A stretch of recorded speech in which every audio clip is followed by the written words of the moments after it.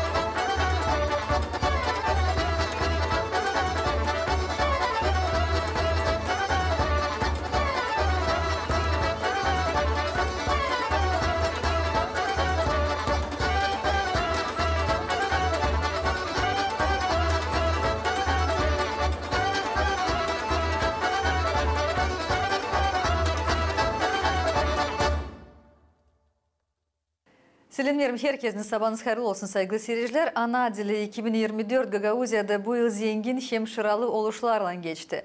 Aprelin 27'si Gagauz dilinde genel diktantından başladı. Avtonomiyanın 3 kasabasından paylananlar diktantı yazdılar açık gök altında. Spor turunda serbest güreşmesinde sporcular başkanın ödülü için yarıştılar. Bütün öğrenmek yılın içinde ana dilin ilerlemesinde bu yortulu oluşta tarayıcıları metinlediler. 3000 uşak yurtuda Moldova'nın hem Gagauziyan gimnasını çaldılar. 5000 insanın üstüne Gagauziyan her bir köyünden hem kasabasından ana dilimiz yurtusuna katıldılar.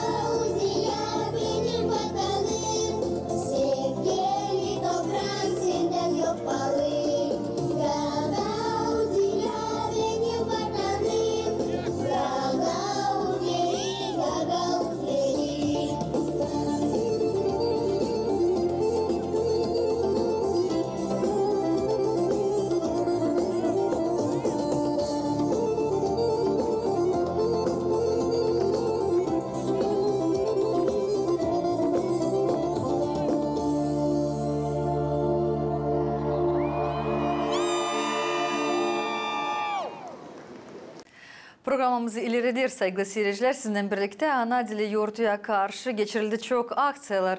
Angılarına katıldı Gagauziyan yaşayanlar çoğu onlardan bulunan uzak ana toprağından Gagauziya selimlerini yollandırdılar. Benim adım Tatyana Kazako. Hem ben Gagauzum. Size benim historiamı isterim anlatmam. O ne kadar güzel, o kadar utanç. Ben Milli Kültüra Fakültenin studentiyim, hem Erasmus programısının Türkiye'de ana dilimi öğrenirim. Ben Komrat'taki Gagauzca bilen bir ailede doğdum, hem büyüdüm. Anam hem babam benimle Rusça her zaman laf etti. Çünkü Gagauz toplumda yaşamak için Gagauzca öğrenmeye ihtiyacım yoktu. Zaten Gagauzya'da herkes Rusça laf eder. Büyünce pişman oldum. Niçin? Anlarım. Açan ben şkolayı bitirdim, kendimi başladım aramam.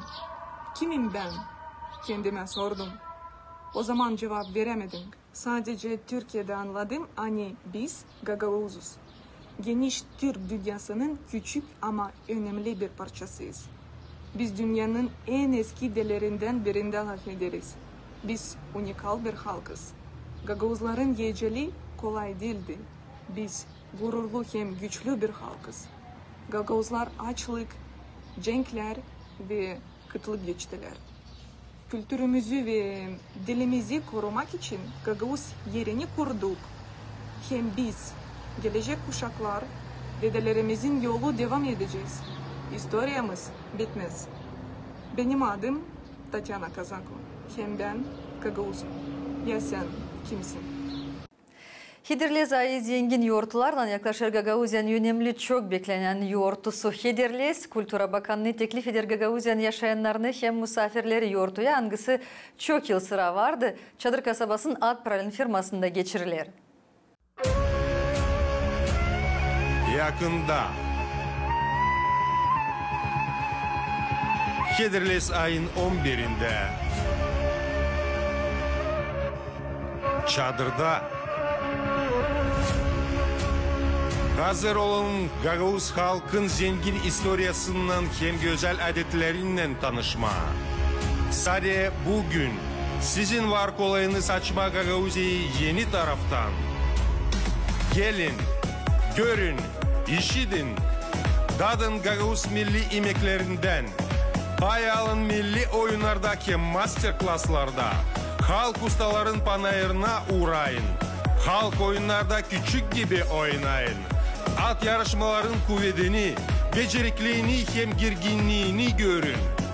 Gagavuzya'da, Çadır kasabasında, Adpralin firmasında, Hederles ayın 11'inde saat 10'da Hederles yoğurtusu 2024 bekleriz.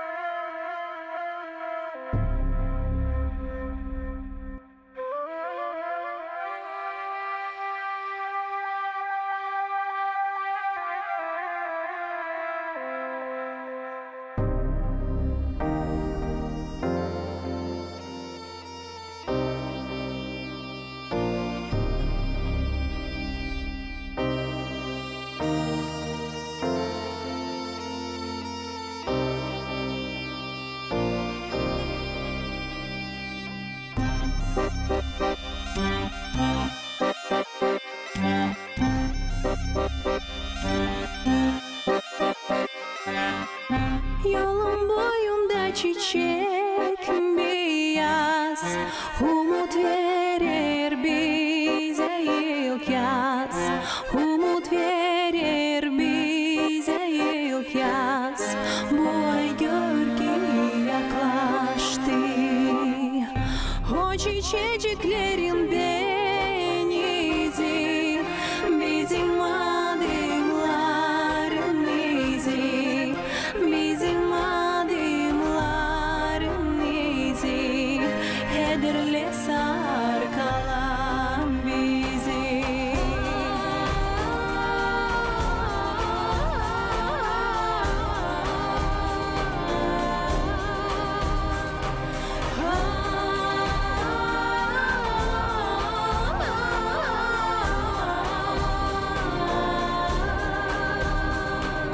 İmkaz kondu meralara, ortalık uslu aydın, umudunu kesme ama hey, kararsız sen yapma adım, olmaz fayda kalmaz adım.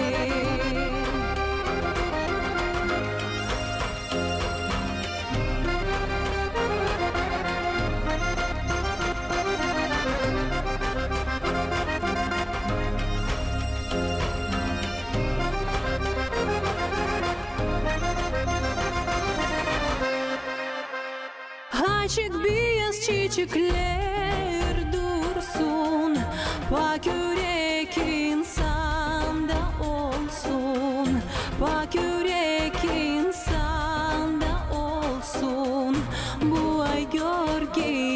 yaklaştı. Gelin geçin yolcular koksun, pak kokuyla canır dolsun, pak kokuyla canır dolsun, hederles faydalı olsun.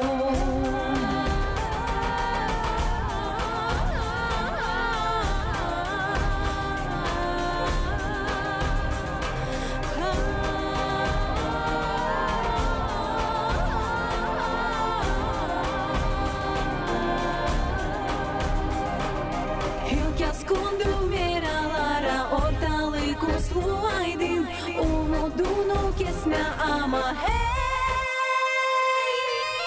kararsız sen yapma adım, olmaz fayda kalmaz adım.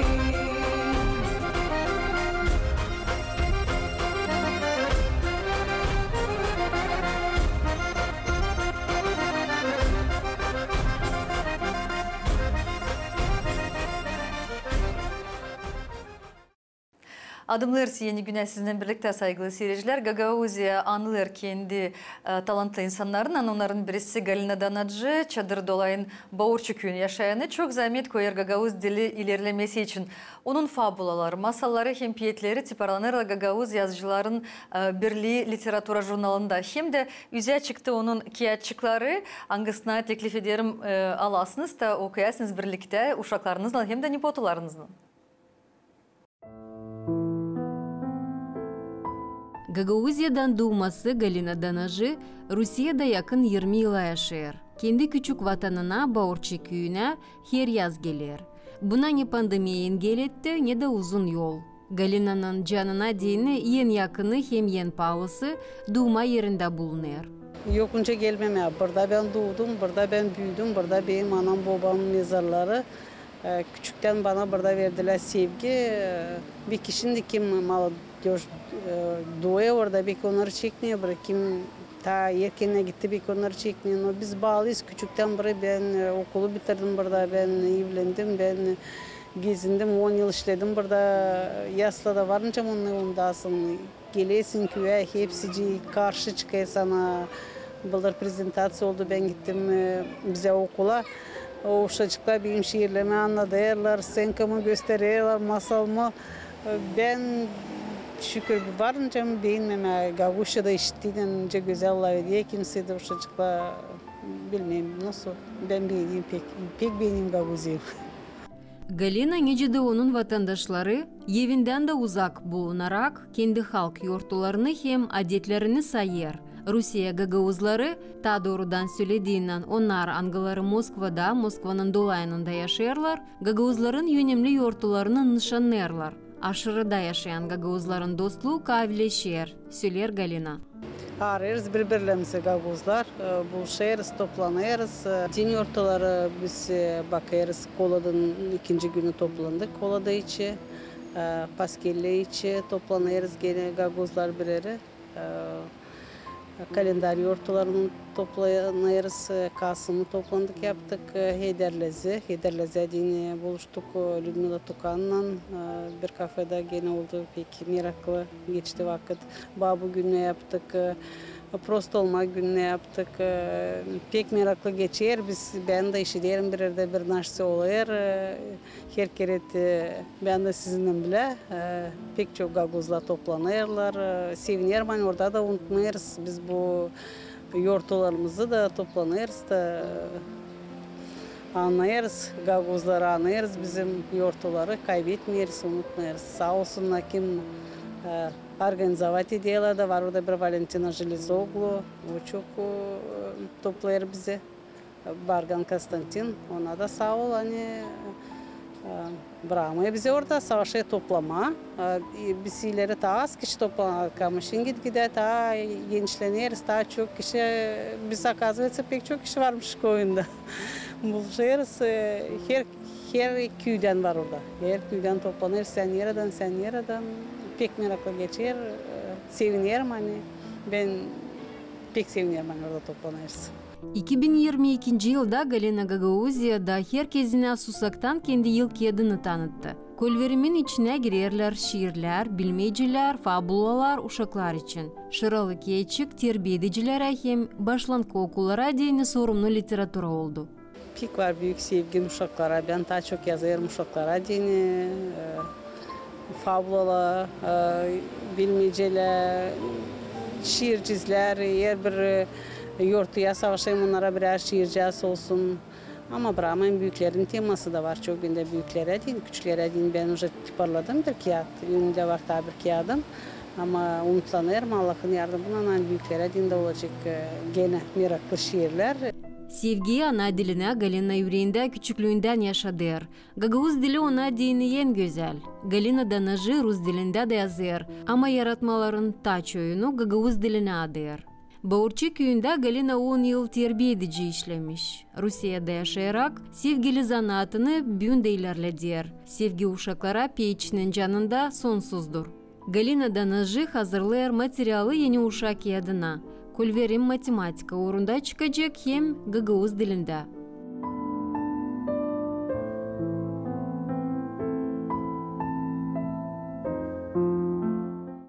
Kuvancılık meraklı bir zanaat, kolay değil ama çok interesli hem de faydalı. Bu zanaatı babasından öğrendi Kayraklı'ya yaşayanı Iosif.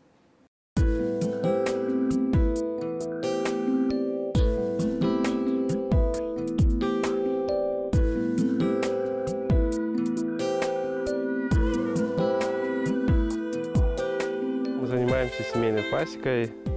Я с детства, можно сказать, пчеловод. И самое интересное, что почему я решил заниматься пчелами. Я никогда не думал, что стану пчеловодом. Когда окончил школу, отец мне подарил 10 семей. И я решил, что это дело нужно продолжать, и нужно его осваивать и развивать. И с тех пор я потихоньку зарабатывал, влаживался, и теперь мне 23 года, и у меня 180 семей. Новоиспеченный пчеловод сталкивается с очень многими трудностями, особенно если он сам начинает и не имеет никакой поддержки или помощи. К примеру, мне было легко, потому что кроме того, что мой отец занимается, еще мой дедушка занимается пчелами. У нас семейный бизнес как бы. И все трудности я уже обходил сразу с начала пути, потому что я все знал это.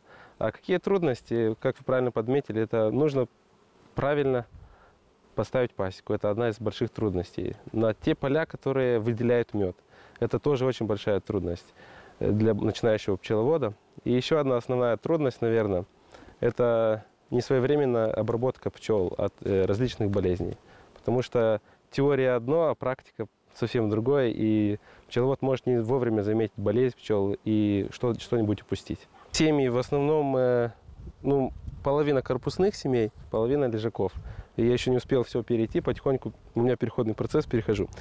Пчелы у меня в основном все спокойные, нету ни одной агрессивной, я всех агрессивных убрал, слава богу, убрал их. Породой пчел, которой я занимаюсь, в основном это бакваст. Я раньше занимался, местные были карпатки, были карники и бакваст. Остановился на баквасте. У него есть много плюсов, и могу рассказать о них. Да. Один из больших плюсов бакваста, они очень спокойны. Они постоянно имеют достаточно расплода в нашем регионе, что очень важно, потому что у нас засушливый регион. Они значительно больше сеют, чем другие пчелы. Спокойные, и они меньше всего подвержены к клещу ворова. Это облегчает очень сильно работу пасечника и дает стабильность, что твоя пасека в следующий год может выжить. Это характеристика бакваста, мне очень нравится. Вот, к примеру, эта семья тоже бакваст. Она очень спокойная. Как вы видите, я работаю без маски. Не все пчеловоды работают без масок на пасеке. В безвяточный период они могут смотреть спокойно пчел. Даже некоторых можно трогать, брать. Они не кусаются, они очень спокойны. У меня были когда-то злые пчелы. Я от них избавился. И они очень мало роятся. Практически не роятся. У меня в этом году на всю пасеку вышло 3 роя. И из них 3 роя с старыми матками. То есть я вовремя не успел поменять матки, и они выроились. Как бы это очень хороший, высокий показатель. Пчелы даже, наверное, больше, чем домашние животные. У них есть свой характер. Они чувствуют пчеловода, иногда даже, может, знают его. Потому что как к ним относишься, так и они к тебе. Если к ним агрессивно относиться, они агрессивно к тебе относятся. В этом году я доволен состоянием пчел. Пчелы достаточно. В этой семье, к примеру, 11 рамок пчел. На зиму это предостаточно. Она выйдет, можно сказать, стабильно, хорошей весной, если вовремя сделать все обработки. Сейчас я заканчиваю обрабатывать от клеща. И мне остается еще 2 обработки против клеща. И эта семья будет готова на зиму, больше с ней нечего делать. А если кто хочет начинаться пчеловодом, первый совет – прочитайте хотя бы 5-6 книг о пчелах. Изучите эту информацию досконально, потому что пчелы – это очень рискованное дело. Ты можешь чуть-чуть не заметить, и они умерли у тебя, и все, их не стало.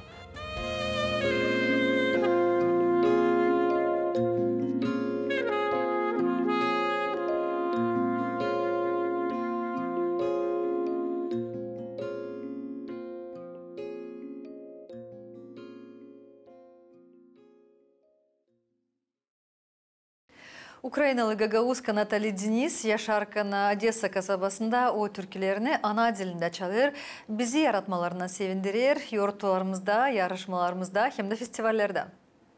Hoş buldum, sağ olun. Hani çağırdınız. Sizinle laf etmeye çoktan buluşmadık, özledim sizi.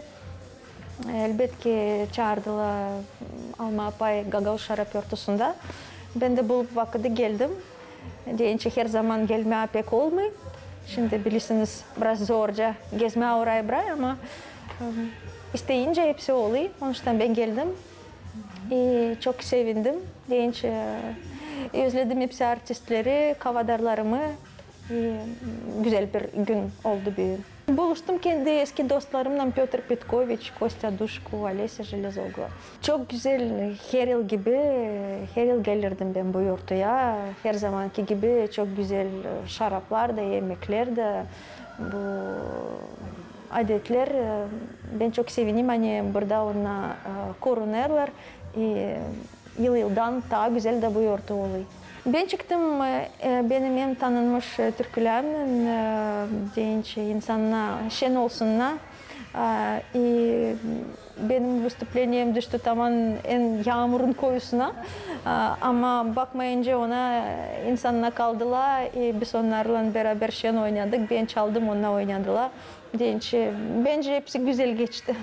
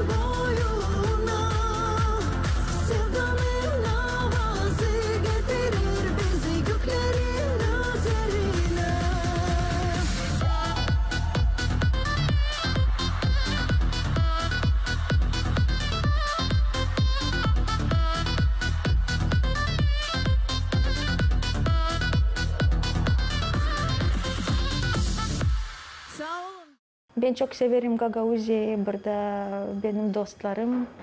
Her zaman geleyim. Buraya büyük sevinmelikle. Dil çoktan benim yaratıcılık yolumda çıktı bir yeni türkü. Hangisinin adı Yalpuk. Belki gördünüz YouTube kanalıma ben onu yayınladım. Çok güzel bence bir müzik kompozisyası. O standart türkü gibi değil. O bir şiir. Nerede ben anladığım. Hem de orada vokalize. Nerede ben onları çalayım. Bizim bu gölün boyunda Yalpuk. Bilirsiniz Ukrayna'da var göl. Yalpuk o en büyük Ukrayna'da göl.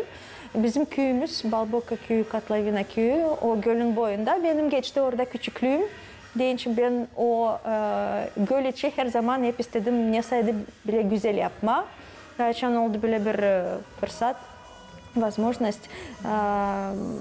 Gördüm Valentina Bujilova'da bu güzel şiiri Yalpuk için da düşündüm hani bundan varınca yapma nesaydı tele meraklı. Одессa'da da var bir kompozitör, muzikant, kompozitör, звукорежиссер Sergey Chupin. Hangisi işliyor под psevdonimem Austin Digo. Yaptı bir güzel müzika. Hangisine biz koyduk bu şiirleri de yaptık klip. Klipi de çıkardı bizim Ukrayna'dan gene İsmail'dan bir çok talantlı videograf. Adı onun Nikolay Ganchev. Bence ben sanırım hani bizde oldu çok güzel bir çalışma, çok güzel bir iş.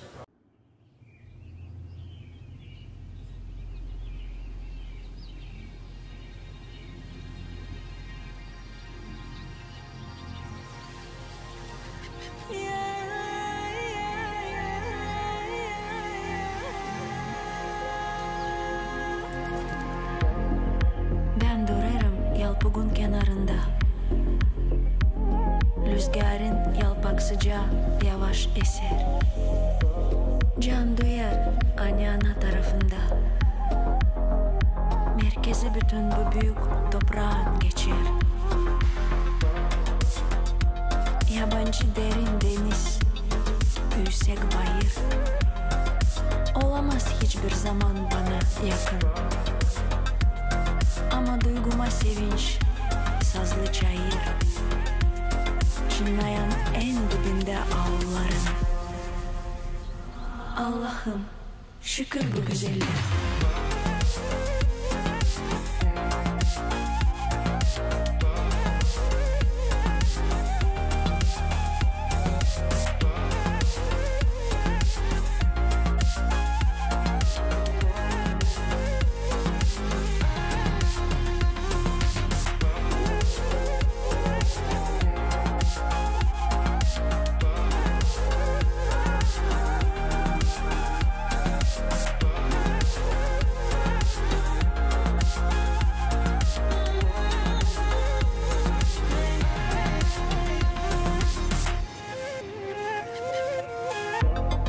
Ayozlu sevinç bana, kuşlar sesi. Salt kapa gözlerini dostum, seslen. Değişmedi türkü vakitlerden eski. Nasıl değişmer sudadı çeşmelerden. Allah'ım şükür, şükür bu güzeller. Her o çaz, her yapracık bana kısmet. Vatana zahmet döktü işçi eller. De olmuştan vatanım benim cennet. Allah'ım şükür bu güzeller.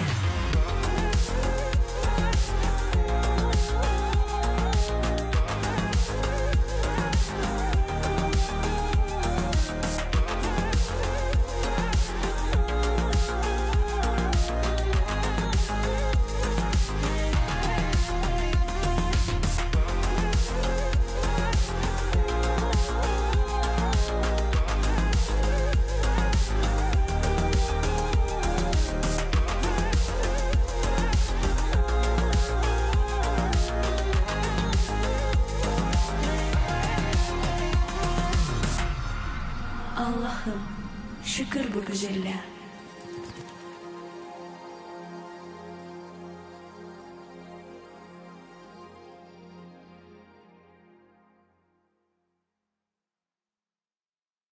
Türkünün klip çekimleri de oldu. Nerede ben büyüdüm. Benim küçüklüğüm geçen yerlerinde, köyün kenarında, Yalpug'un boyunda, gölün boyunda. Onun için bu klip benim için çok önemli. Benim canıma çok yakın. Hem de ben çok sevineyim. Hani ben yaptım bile bir müzik kompozisyasını. Daha da ne güzel oldu benim yaşamımda bitki vakitte. Bu bitki birkaç yılda hep kabul ettim teklif Türkiye'den. Bu Türk Dünyası Günleri geçiyor Kastamonu'da. Ben ikinci yıl oraya gideyim da göstereyim bizim Gagavuz kültürümüzü, bizim Gagavuz Türklerini çalayım orada. Bu yıl da gene gittim, çaldım orada türküleri, Gagavuzca, Türkçe. Türkçe'de var benim artık kendi türkülerim, Türkçe anılarını bana yazdı Barış Ateş, o da kompozitör. Hem de o yazı şiirleri de müzikaya da yazıyor. Benim için yazdı bir türkü, türkünün adı Senin Olmaya. O çok bir talantlı kompozitör, yazı türküleri Rafet El Roman için.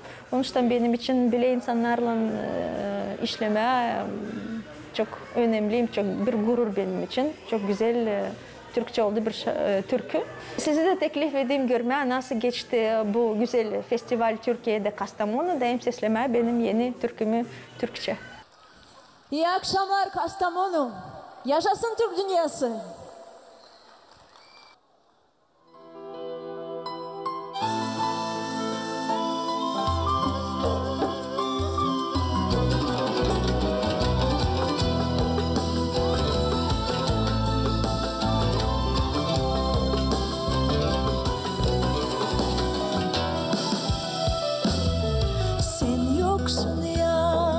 Şehir bana cehennem ayaz. Sen yoksun ya, bu şehir bana cehennem ayaz. Sokaklar karanlık, sokaklar el gaz.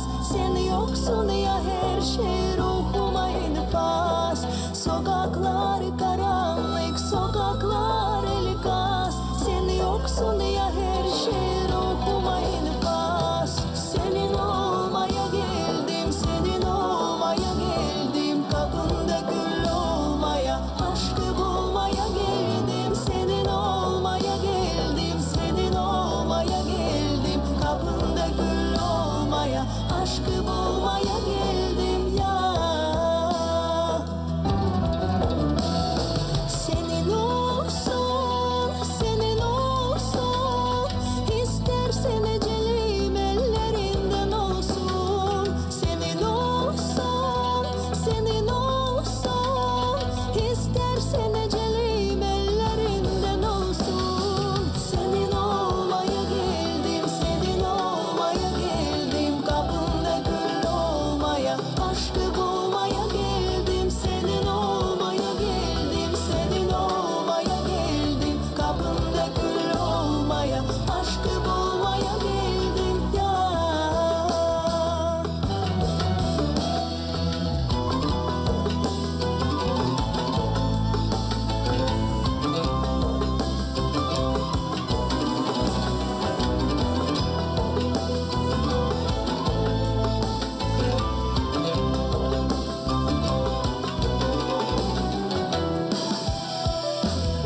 Sen yoksun ya, bu şehir bana cehennem ayaz. Sen yoksun ya, bu şehir bana cehennem ayaz. Sokaklar karanlık, sokaklar el gaz.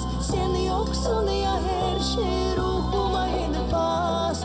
Sokaklar karanlık, sokaklar el gaz. Sen yoksun ya, her şey ruhuma infaz. Senin olmaya geldim, senin olmaya geldim. Kapında gül olmaya, aşkı bulmaya geldim. Senin olmaya geldim, senin olmaya geldim. Kapında gül olmaya, aşkı bulmaya geldim ya.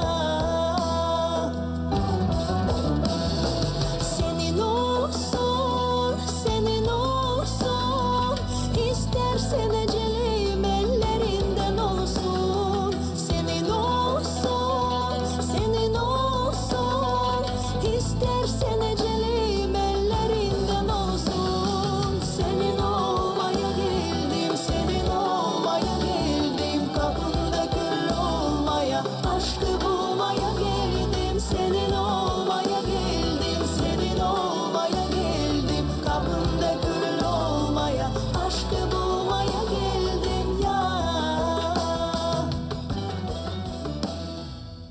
Ben şimdi söyleyeyim size o kadar büyük planlar yapmayayım. Yaşamanın ilerine bakma pek istemeyeyim ama tabii ki ben savaşım yapmayıp nesaydı yeni. Şimdi de biz Konstantin Duşko'yla yazacağız yeni türkü. Bir güzel türkü sanayım hani umutlanayım hani bizim seyrediciler beğenecekler onu. Konstantin'i tabii ki ben bileyim çoktan. Daha ne zamandan ilk seyret geldim Gagauzya'ya, Piotr Ivanovich'in bu Türk yarışmasına, orada onunla tanıştım. O zamanlardan beri biz hepsimiz tutuyuz birbirimizden bağlantıyı, işliyiz, yapıyız yeni türküleri. Sanayım hani sağlık olana bile de hep savaşacağız, nesaydı yeni yapma. Hepsi Gagauzlara, Angları yaşıyor Gagauzya'da, başka yerlerde. Hepsine adım sağlık, usluluk olsun. Onların ailelerinde hepsi ıslah. Buluşalım sizinle de her zaman sevindirelim Gagauzya'nın yaşayanlarını yeni türkülerle. Sevgili seyirciler, programı yeni gün yaklaştı kendi sonuna. Diyelim size kalın sağlıcakla, gelen buluşmalardan.